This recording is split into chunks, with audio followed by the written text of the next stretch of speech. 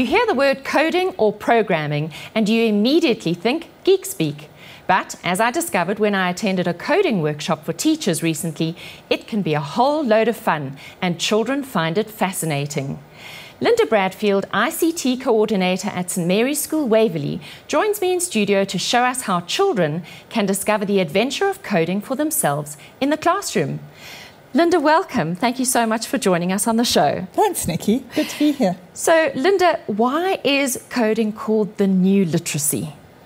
Well, I think there's always been this fear around the word coding and programming. But in actual fact, once you bring in these little robots, which are toys to children, it becomes a whole new world for them and part of playful learning for them. They communicate with each other. There's a lot of dialogue and banter going on between the children. So it's hardly mathematical. It's the linguistics. Well, I think that's what surprised me. I kind of came into the workshop thinking maths, computer skills, this is not my bag. And I left understanding this was a new language and it's actually linguistic based, it's words based, and it is about communication.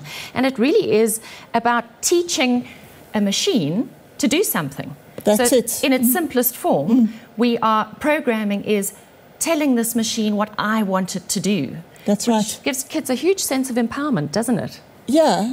Well, as I said earlier, it takes away that fear. And, it's life skills that they're actually learning from this. They've got to make decisions. They've got to analyze the situation. They talk amongst themselves about the best way to solve the problem. A little bit like when you're baking a cake. The end goal is the cake, but there are many little steps that have got to happen in the right sequence in order for that cake to come out the right way. So I finally understood what an algorithm is. That's it, yes. And when they're little, you can throw a big word like algorithm at them and they'll use it without batting an eye, and unlike us. So it's really about getting each little step in the right order. That's it. The algorithm. That's it. And it's also, depending on their ability, they have a feeling of success at every step of the way. One child may be only able to do one step at a time. Another may be able to do 3 or 4. So there we have that collaborative peer-to-peer learning where the child who knows more helps the child who knows less. But everyone achieves a level of success through this. And also we've got a generation of kids who love instant gratification. That's it. So with something like these little bee-bots, there's an action-reaction going on. If I do this, then that happens. Can you show us what you're doing in the foundation phase at St Mary's with these bee-bots? Because I was fascinated. Yeah, absolutely. I created this chart, which was for the very little ones, grade 0 or even younger. And then you'd set them a task as to say, well, the bee-bot would like to visit the cow. What does cow start with? Well, K. Okay, let's make him go via the K. And they would have to analyze the route and make decisions as to which way they're going to go and come up with a solution. Well, he needs to move 2 paces forward. Let's turn him on. Okay, now he's ready to go. So there comes the mathematics, counting 2 steps and go. And he's off. So first challenge solved, we had to get to the K for cat, for cow. Yeah. And as I said, one child may be only able to see that. And to see the first step, where another child can see the entire route. That's right. So now he would clear the brain and say, oh, all right, now I need one more step. And when I get there, I'm going to turn left. So let me try that. So we're learning directionality. And then I'm going to, because I've changed direction, I'm going to go forward again. And away we go. So we said one forward, a left turn, and a forward. And we've got to our destination. Yeah, and they give each other a clap. Fantastic. Now, this could be used for numeracy, for example. You might have the numbers 1, 2, 3, 4, 5, and they've got to get to number 5 by going through 1, 2, 3, and 4 beforehand in the right sequence. That's right. Yeah. It could be associations like take the dog to the kennel or the chicken and the egg. And once again, it's all the mathematical and linguistic skills that go to getting them there. And you mentioned also something interesting about directionality.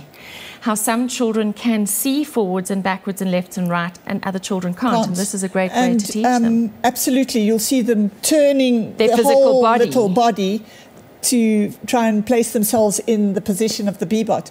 And if it doesn't work, we get them to just stand up and say, okay, you walk that route and turn. So this is concrete learning in a very tangible way. So they do this discovery with their own bodies first, then they transfer it onto the B-bots, and then you take this further up in the school where they're not actually working with the B-bots, they're then working on similar things but on, say, an iPad. Right. Yeah.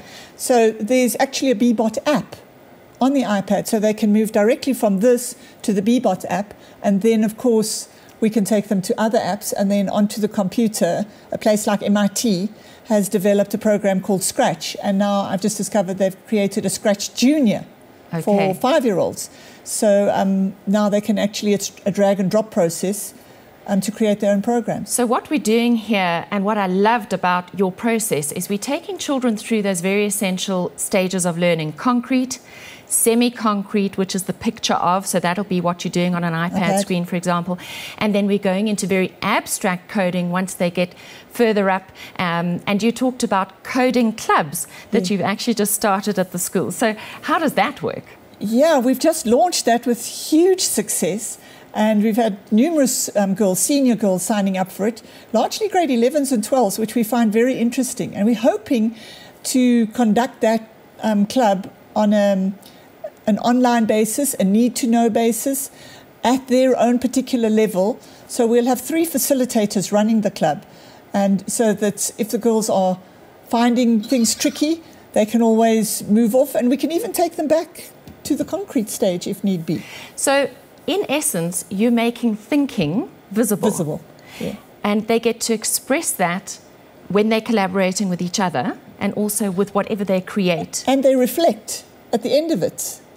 You know, we say, well, was that a good route for the B-bot to take? Okay. Or how about if he had done this or that, how would you have managed? So lots of critical thinking, problem solving, maybe thinking outside of the box, and listening to each other's opinions and ideas, and maybe saying, well, mine wasn't the best idea. Yeah. Maybe yours was better. That's it. Yeah. The other skill is perseverance. It's that game idea that comes in. I mean, children now are so tuned into games and always getting a reward. Yes. And I'm going to do it again. And I'm going to do it better this time. Yeah. Yes. And that's exactly what happens here. If you watch a group of children, I always have a group, because the one who doesn't feel confident can rely on others. Yes. And in the group, there'll always be some keen bean who'll say, no, why don't you do it like that? Look what I'm going to do. And they can be just so encouraging for each other. Yeah, yeah. I love your story about the child who is really unconfident here. Can you share that with us? Yeah, I asked them to take turns in having their, moving their B-bots around. And the one little girl was not confident at all. And she thought, well, I can solve this problem. And she asked another little girl who happened to be particularly good. And she said, could you tell me what to do if I press the buttons on the B-bot? And she achieved success at the end of the day. Fantastic. Yeah. Fantastic. So those building blocks of confidence. And it gave her the confidence next time to think, well, I can do it. Yeah. So it is that I am, I can, I will, that this really engenders in children. And I like that. And, not to have a fear of failure, I think is quite important for them as well. Yeah. We've got to get rid of that in children. Yeah. So it's really important that kids get a handle on programming, because that's the world we're moving into, the era of the supercomputer, where we're all going to have to tell machines what to do. Yeah. And I really do appreciate you having joined us here this morning and for sharing your wisdom and demystifying for us what coding is really all about. So thanks for giving us a greater appreciation of the importance of this form of literacy for today's learner.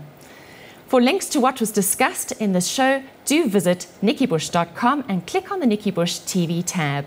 On that note, I dare you to go and change the world, one parent, one teacher, one leader at a time.